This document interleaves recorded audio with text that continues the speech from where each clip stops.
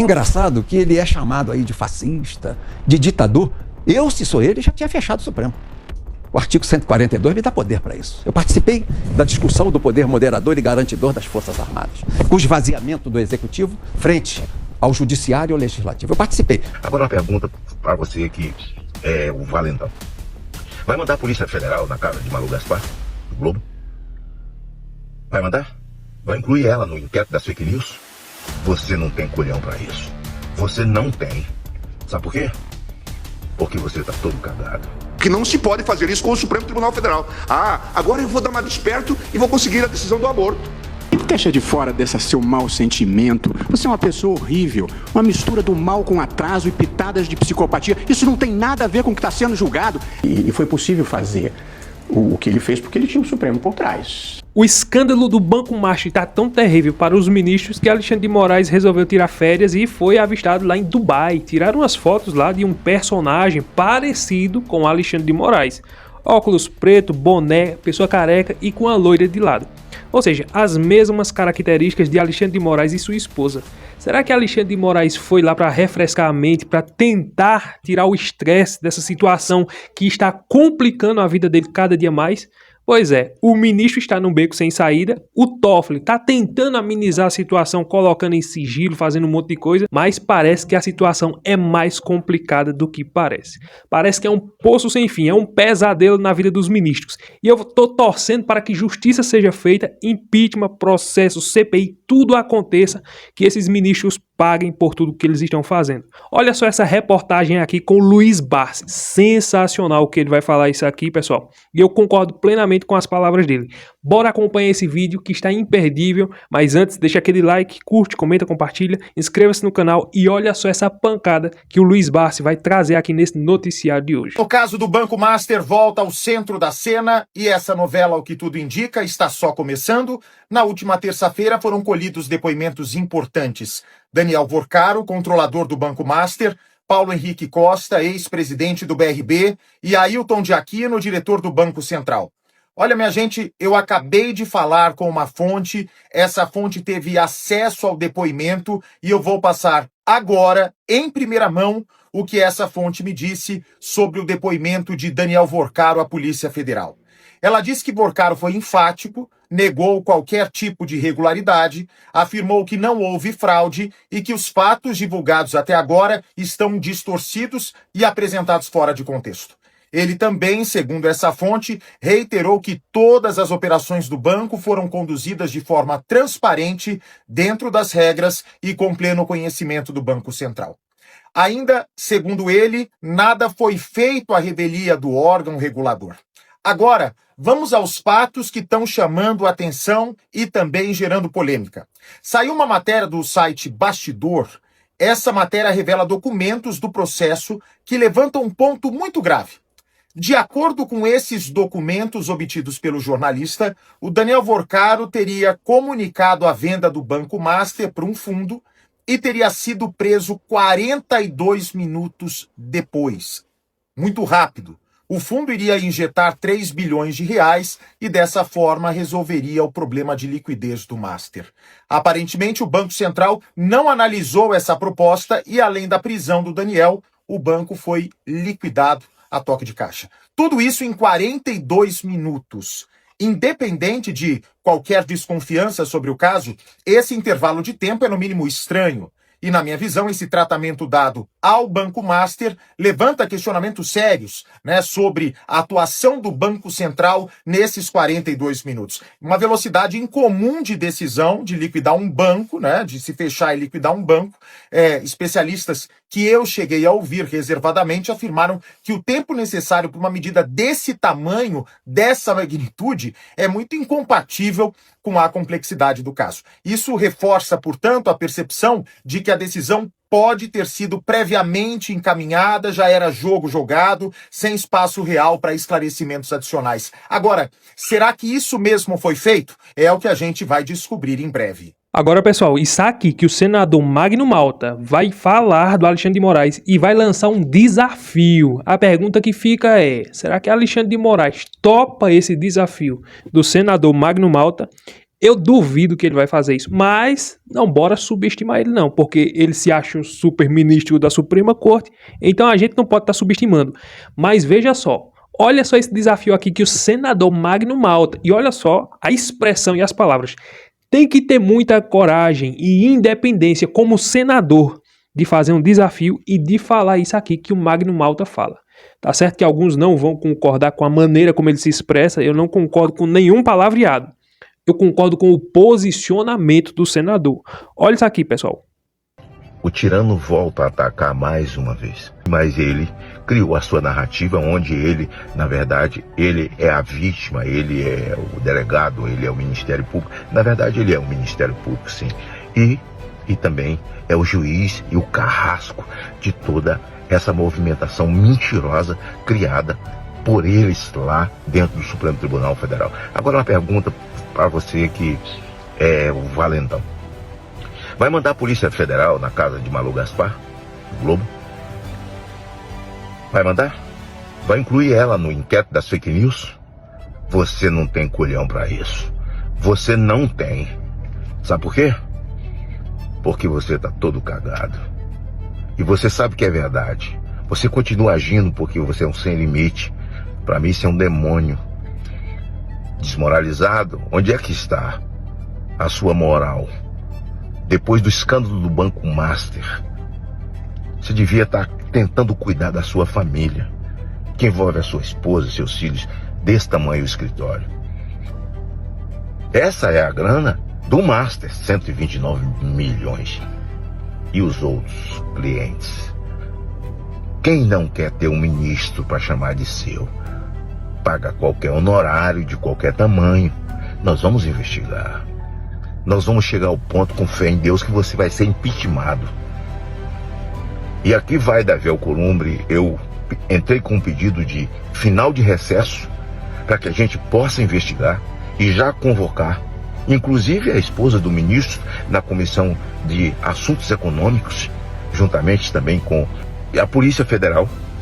Vim também dar as explicações, porque se sabe que o senhor fez uma pressão em cima da Polícia Federal e o diretor do Banco Central, onde tomou pressão do senhor. Agora o seu amigo Toffoli trouxe isso tudo para ele, porque não tem, na verdade, PGR. A verdade é que o PGR faz parte do grupo de vocês, não é? O Toffoli, então, chamou tudo para ele e meteu um cadeado no crime todo, um crime financeiro, que nunca se viu no país, onde está enrolado deputados, senadores, ministros, a alta cúpula da Faria Lima. Eu não sei nem onde fica essa zorra de Faria Lima. Não quero nem saber, não tenho nada a ver com ninguém.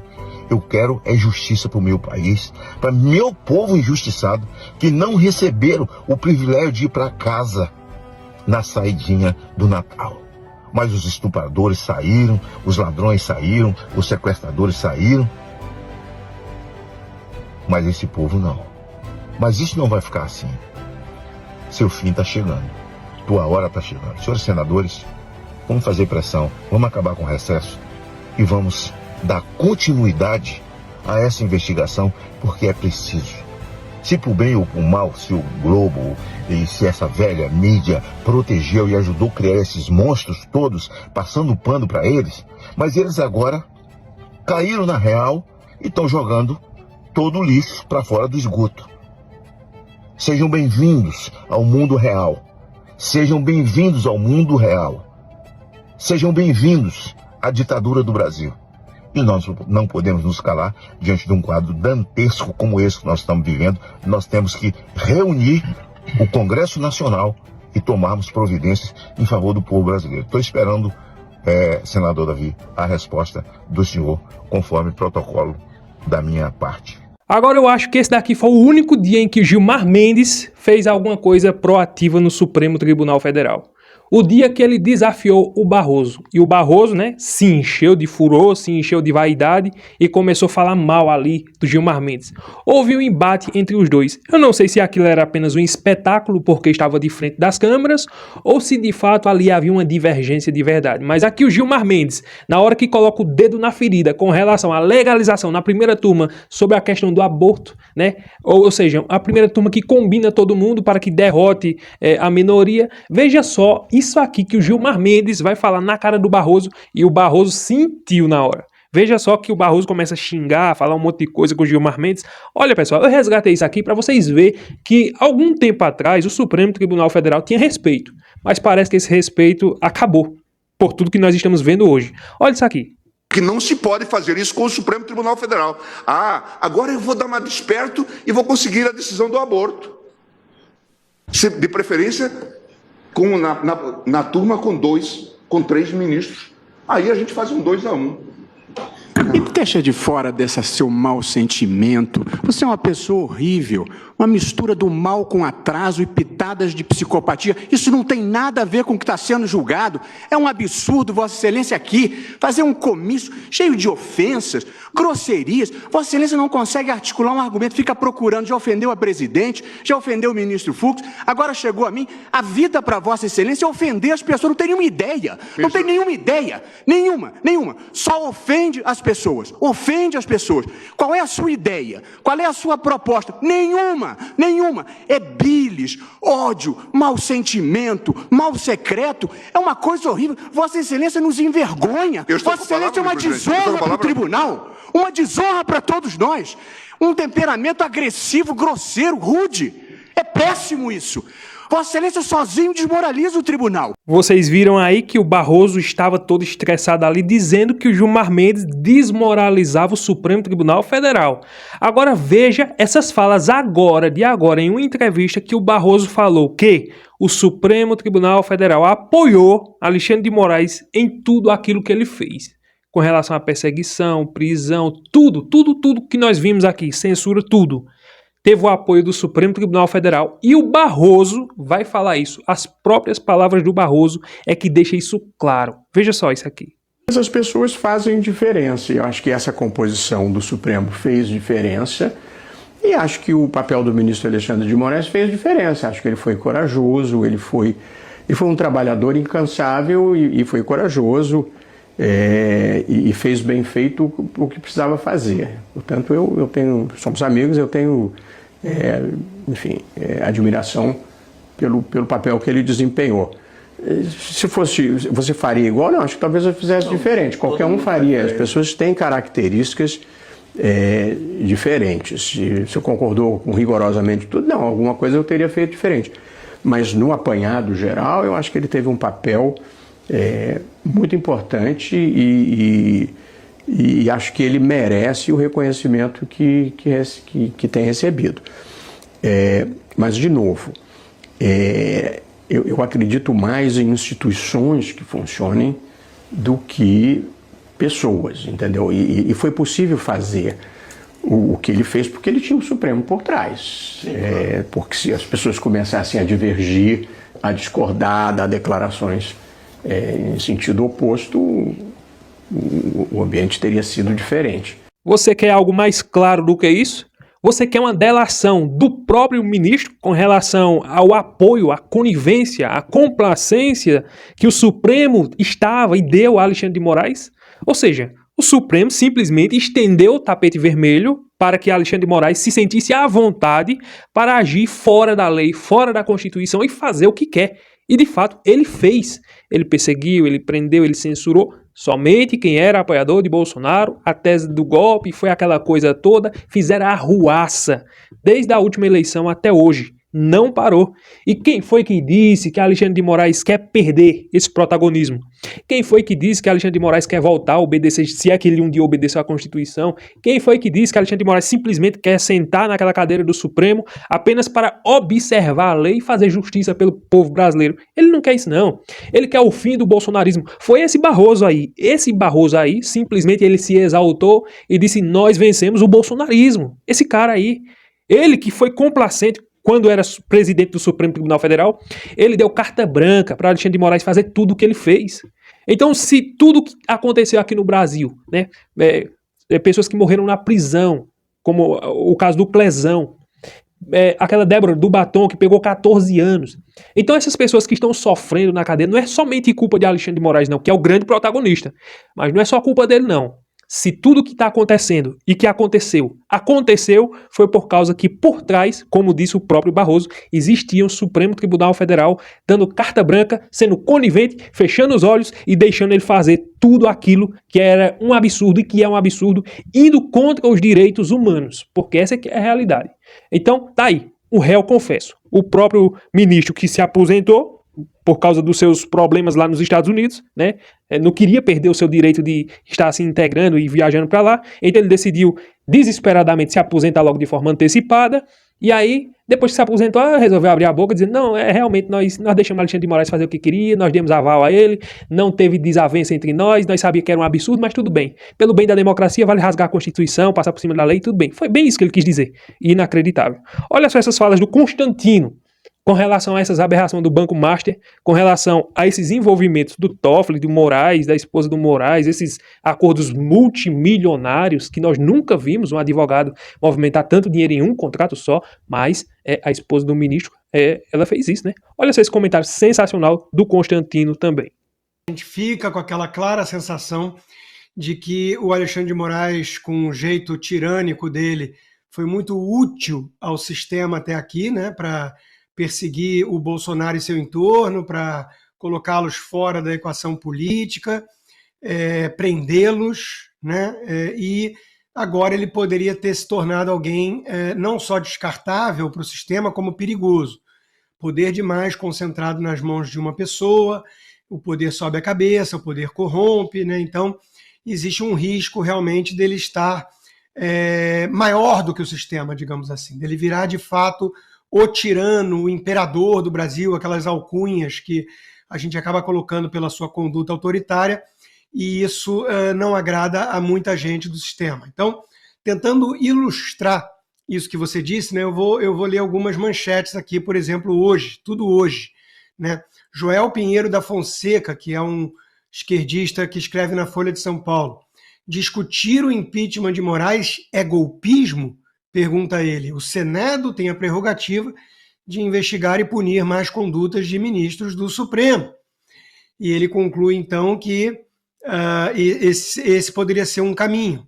Bom, obviamente que ele está certo, mas até coisa de poucos dias atrás, quem dissesse isso realmente era taxado de golpista, de estar promovendo atentado contra a democracia. Aliás, o próprio Alexandre de Moraes foi tratado por muita gente dessa imprensa tradicional como o salvador da democracia quando ele usava o seu arbítrio todo para perseguir Bolsonaro. Então, de repente, por conta do escândalo do Banco Master, das ligações para o Banco Central, que ele soltou uma notinha alegando que era tudo ligado à Lei Magnitsky, pouco convincente, né? E é que nem achar que o Toffoli e o advogado do Banco Master falaram só do Palmeiras no jatinho, é o velho fumei, mas não traguei, né? Quer dizer, é pouco crível que essas figuras tenham se encontrado ou falado no telefone sem tratar de um assunto tão explosivo quanto o Banco Master, que, segundo várias fontes da jornalista Malu Gaspar, foi, sim, tema de conversa. E o mais sintomático de todos, talvez, Mari, o blog do Noblar, do Ricardo Noblar, que é um ministro que é um jornalista que é petista, que passa final de semana com o ministro do STF e se vangloria disso, né? Já postou fotos ao lado de Dias Toffoli confraternizando num fim de semana, ali acho que numa espécie de churrasco, né? Ele colocou à espera de que o ministro Alexandre de Moraes se explique. O silêncio, em certos casos, é um mau sinal. Bom, não resta muita dúvida que talvez o Noblar vá tomar a quebra do silêncio de Alexandre de Moraes como algo satisfatório. Então ele se explicou, que bom, era só isso que eu queria. Mas a gente percebe que tem sim um movimento cada vez maior de jornalistas ou militantes de esquerda que até ontem estavam aplaudindo o arbítrio de Moraes porque ele era um grande defensor da democracia, muralha, né? Muralha da democracia, que estava protegendo as instituições das ameaças golpistas dos bolsonaristas. O outro é o Josias de Souza, no UOL, né? Que é um site de esquerda, um jornalista com viés de esquerda, dizendo: silêncio de Moraes sobre Master vai do inconcebível ao intolerável, o que é na mesma linha do Merval Pereira no próprio Globo e do Lauro Jardim no próprio Globo, que também cobram quanto ao silêncio, que agora foi quebrado com uma notinha que, repito, não foi tão convincente. Pois é, essa é a situação em que o Brasil está. É inacreditável. É surreal isso que está acontecendo. Veja só, nós já temos um presidente incompetente tomando a frente do Brasil, um presidente que já está fazendo suas campanhas eleitorais, comprando votos das pessoas, porque é isso que ele está fazendo. O Lula não fez nada pelo Brasil, me mostra alguma coisa efetiva. Uma coisa ou outra, que eu também não vou menosprezar o governo, não, uma coisa ou outra, mas uma das marcas desse governo é a complacência com relação ao crime organizado, que não tem enfrentamento nenhum. O roubo dos aposentados vai marcar esse governo, até porque tem integrantes do próprio governo que foram presos, deixar isso bem claro aqui. O Lula, né, com a sua vaidade, gastando mais do que tudo no mundo, ele e sua esposa, e colocando sigilo total em tudo. Sigilo de 100 anos naquilo, nisso. Essa que é a grande verdade. Então nós temos um governo incompetente, temos, para piorar a situação, o Supremo, não todos os integrantes, não estou colocando tudo no mesmo balaio dizendo que tudo não presta, não. Um ou outro ali escapando. Mas o que marcou esses 4 anos do governo Lula, esses quase 4 anos, uma perseguição absurda com relação a um lado político apenas, porque queriam tirar Bolsonaro a todo custo, fizeram isso, conseguiram isso, e o próprio Alexandre de Moraes que quer dar a sentença de morte para ele na prisão. Essa aqui é a verdade. Ninguém diga que é outra coisa não, porque acabou de fazer uma cirurgia esses dias. Acabou de sair do hospital, já foi para a Polícia Federal. Veja só a malignidade do Alexandre de Moraes. Um ser totalmente maligno. O cara tá cheio de demônio, não tem o que dizer não. Não existe bom senso, nada. Enquanto eles dão habeas corpus para pessoas que roubam, que fazem um monte de absurdo, o Bolsonaro fez uma cirurgia, já foi ser preso na Polícia Federal. É um demônio uma pessoa dessa. Essa é que é a verdade. Mas é aquela coisa. Ele está fazendo isso também em atitudes desesperadas. É como se ele quisesse mostrar: eu não vou arredar o pé. Eu sou teimoso. Ele está fazendo isso. Ele sabe que está sujo, está manchado. A história vai deixar isso bem claro. Você, Alexandre de Moraes, não existe honestidade, integridade. Como é que você faz um absurdo desse? Com a sua esposa fazendo um contrato multimilionário, com o dono de um banco que deu um calote bilionário, e a sua esposa faz um contrato milionário, e você liga para o presidente do Banco Central 5 a 6 vezes para tentar fazer uma barganha ali em favor do banco que está quebrado, do dono do banco que fez uma barganha. Não tem como escapar isso. Como é que você vai provar que isso é mentira? E outra coisa, as provas de Tagliaferro que mostram que esse juiz agiu de forma arbitrária. É porque ninguém quer saber. Mas o ex-assessor de Alexandre de Moraes tem todas as provas, documentos e áudios que comprovam que Alexandre de Moraes agiu apenas perseguindo um lado nas últimas eleições. A história vai mostrar isso, vai deixar isso bem claro. Eu não sei como é a consciência de uma pessoa dessa, se é que tem, né? Não sei como é que dorme com a cabeça tranquila dizendo: eu fiz a justiça. Não existe isso. Ele está com a mente totalmente cauterizada. Fazer o ilegal já virou uma normalidade para esse ministro. Essa aqui é a verdade. Não estou exagerando em nada. Quantas e quantas vezes ele fez absurdos aí e ninguém falou nada. E continua fazendo. Por quê? Porque é ministro do Supremo Tribunal Federal, tem o Congresso nas suas mãos, tem o Senado nas suas mãos, por isso que ele faz o que faz. Essa é que é a grande verdade. É uma vergonha no nosso país, mas é a grande verdade. Eram essas informações que eu queria trazer para vocês, pessoal. Mostrar a vocês apenas a pontinha do iceberg dos absurdos que acontece lá em Brasília, principalmente o que está acontecendo agora dentro do Supremo da nossa Brazuela. Gostou do vídeo? Não esquece de deixar aquele like, curtir, comentar, compartilhar, se inscrever no canal e até o próximo vídeo, se Deus permitir.